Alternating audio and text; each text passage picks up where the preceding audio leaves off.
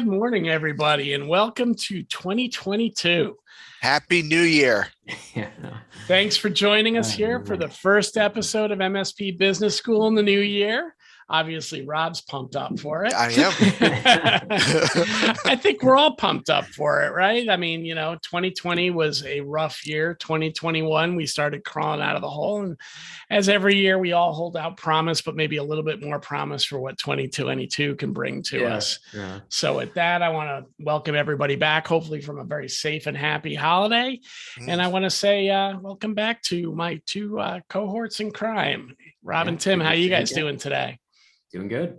It was definitely good. It was my 20th anniversary, so it was really good for me. Mm-hmm. But I'm ready. I agree with you. 2020 was terrible. 2021, I'm glad it's in the rearview mirror, and this is going to be a good one. How about you, Tim? How are you feeling about 2022? Are you as pumped up as Robb? They call me Robb for a reason. Yeah, I was just gonna say. There's Timmy bringing the thunder as always. Maybe not as much as Robb at the moment. We've got the spike going on, but it's just frustrating. I think a lot of people thought we were going to be behind all this and kind of bit us in the ass again, but we'll get through Tim, it. I just want to remind you this: what we do here is entertainment. Feel free to show a little life. So with that, as you can see, sarcasm will continue to be part of the menu du jour here at MSP Business School as we go into 22. But today we want to kind of give you guys a feel for our outlook on some areas of opportunity and some things to contemplate as we go into the new year. So with that, I think Robb, you were going to start us out with some concepts that those that are in the sales capacity might want to think about as we head into Q1 of 2022. And so, what is going to be a big theme this year is going to be multi-channel marketing or omni-channel marketing. You can no longer use a brute force style, picking up the phone, making 800 calls a day and be successful. You still have to make calls, don't get me wrong, but you have to incorporate a well thought out marketing cadence and rhythm to go with it, or you're going to be irrelevant. You're just not going to be able to keep up. You're not going to be able to separate yourself from the noise and be out there as somebody who is thought of when the time is right, that right place, right time appointment. And you're going to see the differences really take hold this year with all the different styles of marketing that are coming out. It's going to be really big this year. And if you have a professional sales rep who is full-time, if they are not being supported by a well thought out marketing program, you're behind the eight ball. You're just behind. Yeah. And what are your thoughts, Robb, on this? We talk a little bit about sales and marketing have to work more in concert. And there's always been a bit of a challenge there because sometimes the sales teams don't even know the marketing messages that are being put out there. But what about the salesperson having to maybe spend a little time learning how to be a marketer? Because you hit on something really important there. The days of just being able to bulldog it on the phone are gone, not because of the effort, not because people are reluctant, but because nobody answers the other side. Yeah. And from my seat, cold calling in 2022 really needs to be about research. It's about figuring out who are in the seats, getting the gatekeeper to let you know where those people are, and then finding another way to connect. I don't know if you've got any thoughts on that. Timmy, you want to jump in on that one first? Yeah, I agree. So I agree to a point. I think that more research needs to be done on average compared to even 5 years ago, right? What does tend to happen with a lot of salespeople is they go down the rabbit hole, right? They do a little bit of research. They go onto LinkedIn, they try and find the company, they click on one person and, oh, hey, squirrel, click on another person, click on another one. 5 minutes later, they make the call, right? So you just have to be very regimented with how you do it. You do need to have more research when you're in the prospecting phase now, I feel. There is also a balance. You just want to make sure that you're not doing too much research, because at the end of the day, it is about the outreach, whether it's sending an email, sending a message in LinkedIn, connecting with somebody on or actually making that call. So it's it's amazing how prospecting has transitioned over the last 5 years into more of a research-based game, I would say. Yeah, if you're on the marketing side, right, there's 6 or 7 stages on the marketing side. The first one's always awareness. And most of the time, back in the day, even 5 years ago, the salesperson could do their marketing by themselves. It was called telemarketing, right? Yeah. You just brute force the phone until you get to somebody. You can now no longer build awareness just through telemarketing. It can't be done. It can be done, but you're going to take longer to get that same appointment that your peers are going to be doing. So you have to coordinate the 2 departments to be able to do it. And I agree with Timmy. If you're making a cold call and you're doing your awareness campaign and it's a telemarketing campaign, it's still a brute force. You don't need to spend a lot of time researching. But if it's a marketing qualified lead, if you're touching somebody who has been built through marketing, you better have your research done before you go in there and make that call, because they've already expressed an interest and they expect you to have that same level of interest in them. And you better know what you're doing when you're going in there. Don't go in there and say, hey, I saw you hit my website. Just wanted to reach out and start a conversation. Let's have a cup of coffee. You're done.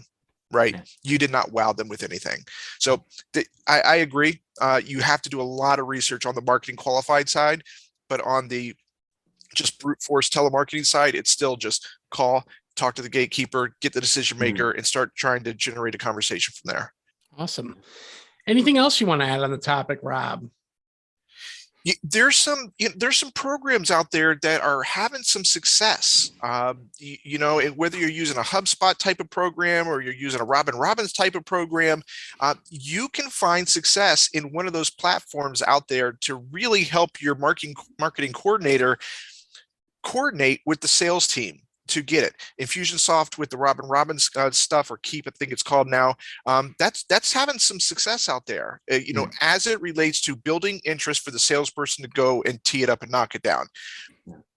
But if you're going to do a marketing qualified lead, that's great. If you don't have somebody doing the follow up on that, it's not worth it, right? It's got to be a symbiotic relationship between the two, and it's got to be coordinated and integrated. Yeah, that's going to be what separates out the people this year.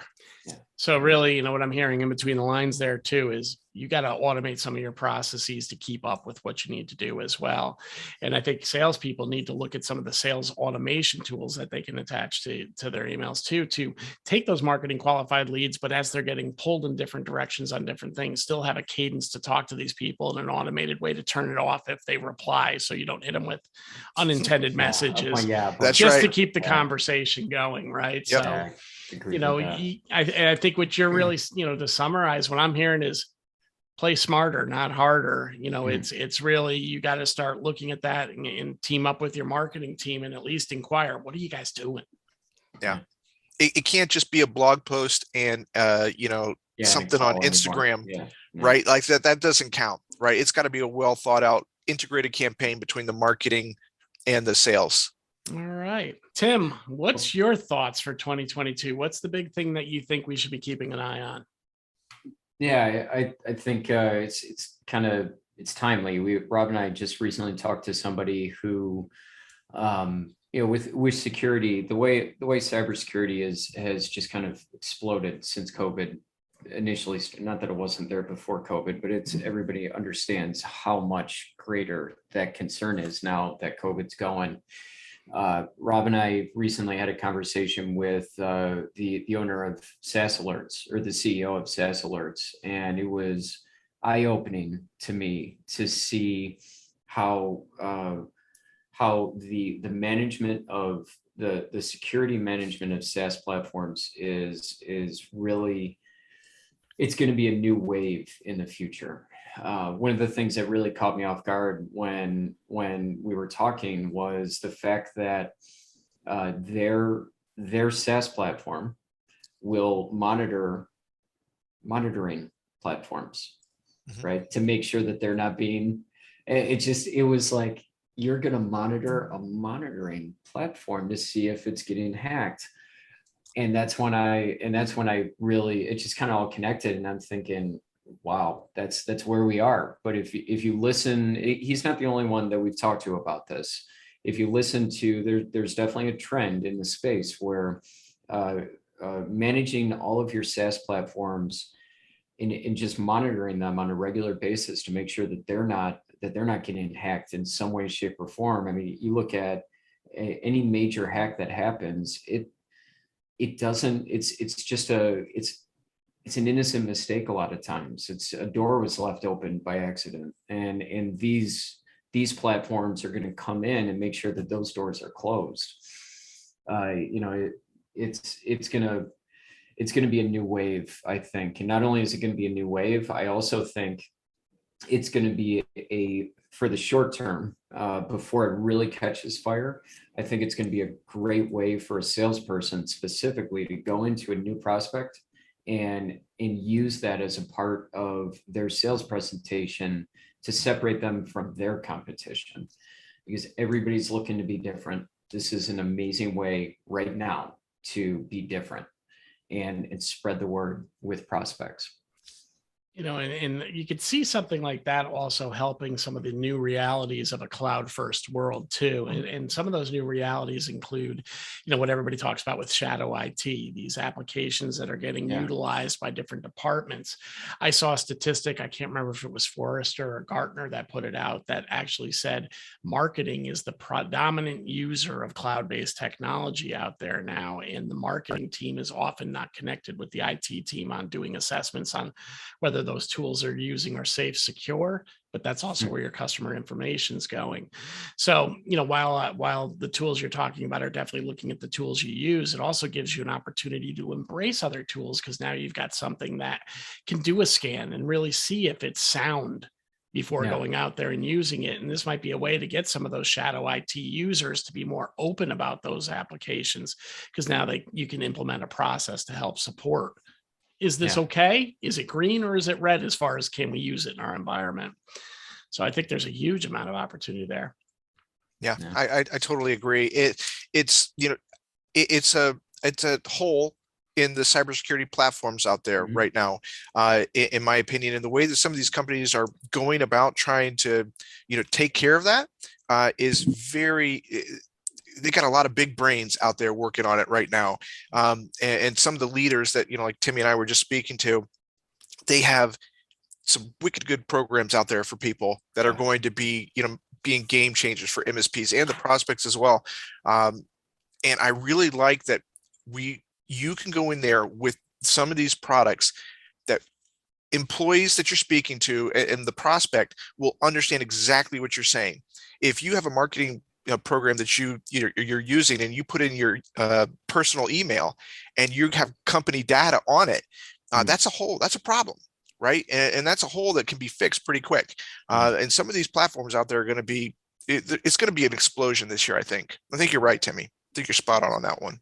Yeah, it's still weird for me to think that there's going to be a security platform to monitor all the SaaS platforms, all the RMMs. Yeah, it's just it's the way it is. About the old saying, otherwise you get the inmates running the asylum, right? So with all the machine learning, AI, and all that going out there, plus all the activity coming from the threat actors out in the marketplace as well, you kind of got to have somebody watching the store, right? Something independent. So and the bad actors are going after MSPs. They're just going after the MSPs, and being able to monitor the remote monitoring tools is pretty brilliant. Yep. So that's probably a good segue into an area that I think MSPs can really excel in 2022, and that's really building up your advisory and orchestration platform. As you'll hear the analysts talk about the changing tides of the industry, we've just kind of covered off on a couple of them here during this call. But really, if you think, for those of us that have been in this industry for 20 years, imagine what it was when we came into it and think of where we sit today and how our day-to-day jobs, even if we have the same titles, have changed. And the reason for that is technology is ever changing. That said, I see so many MSPs either not, I hear this all the time in my seat. we need to drive value. We need to help them understand exactly what we're going to do or why they need us, right? But the problem is they're still talking very much in the talk of the past, about the products, about the services, about the features, about the benefits, and not really talking about the problems that they're going to solve.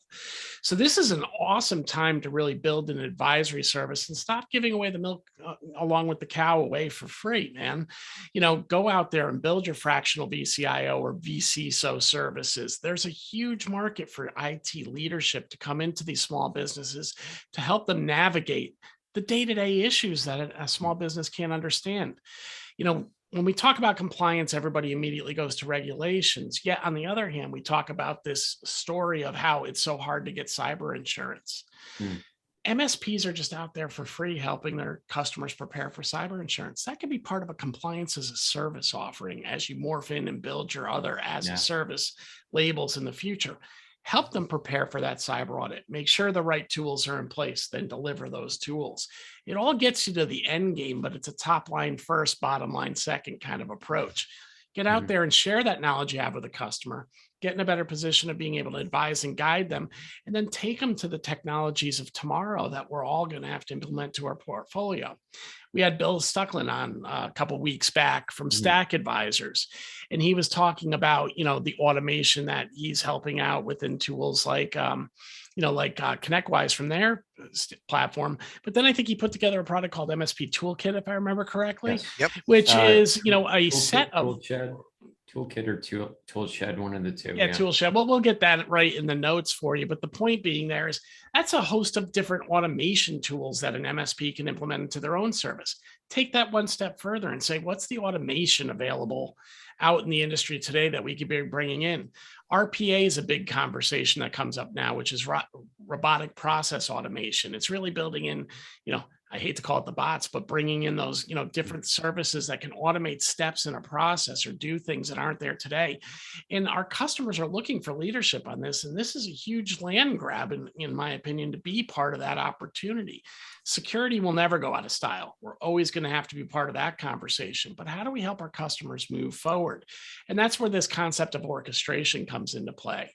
Most MSPs are not doing business like they did before, not investing into building help desks. They're certainly not going out and building SOCs when there's great SOCs built out there where they can tap into those resources and pay by the drink. So now Brian, what do you mean by orchestration specifically? What is that? So think about it this way. When you think about the landscape of the MSP for a number of years, we bought servers, we put them in their environments, we managed those servers, and they did their work. Then we started shifting to the cloud, and it was managing the hybrid environments and expanding security, but we still did things kind of in a similar manner. Now, when an MSP is building out, they're looking at the things that a customer needs, and very quickly they're seeing, hey, we can't bring all those things together, but the customer still needs them. And it's a huge opportunity to take those tools and to take those services and really make your MSP bigger in the process by saying, what are the things that we can orchestrate and bring to our customer, and basically play the role almost of a project manager and deliver. Got it. Now, of course, we still need our hands on for level 2, level 3, doing on those projects to implement it. But we're going to outsource SOC. We're going to outsource help desk. We're going to go get best of breed email systems like Office 365 and G Suite. We're going to get best of practice or best of breed ERPs and MSPs. If you're not looking at the application layer and thinking about verticals that you can specialize in there, you're missing another huge money opportunity, because those servers don't exist anymore. And that's where we used to make money, supporting the application. Now we need to actually be the application to some degree. And I'm sure some people will argue with me on this, but if you think of that and master agent relationships, or whatever that term may have been changed to with your carriers, where you can bring UCAS and those solutions, it's a whole chessboard now of different services your customer requires. And you have the opportunity to advise the customers to the right directions. We kind of do that today, consultatively selling as we work towards our stacks, but also bringing those piece parts together, but making the game pieces bigger, or more of them, I should say, by expanding out what can come into our portfolio. And at the end of the day, what's the difference between managing an automation vendor versus managing a security vendor or help desk vendor? Managing an ERP application where you can get the support that you need from a knowledge level, and bringing that to your customer and being responsible for being the liaison on it. There's 100 ways to make money out there. We say it all the time, but when you look at your as a service offerings, how do you build this in to get that lift, that increase that we're all looking for? And, that IT advisory, a lot of which we give away for free as just part of our trying to drive value, but also shortcut the amount of time that we give to the customers, because we can only give so much under the pricing we have today. This can give us an opportunity to expand on it. Problem is, you got to learn how to sell it, and you got to make sure that you can get the customer to understand the value behind it too. But I think if you really sat down with your customers and tried to understand, the challenges they're facing, there's a huge opportunity to learn that they don't know the challenges they're facing. And if somebody can come give them the guidance, they'd open up their arms totally to it. Because if you can show them how to get $3 and only cost $1 to do it, they're going to spend the $3. But right now they think you just cost $1, right? Or these things just cost $1. So we got to shift the mindset in the same process.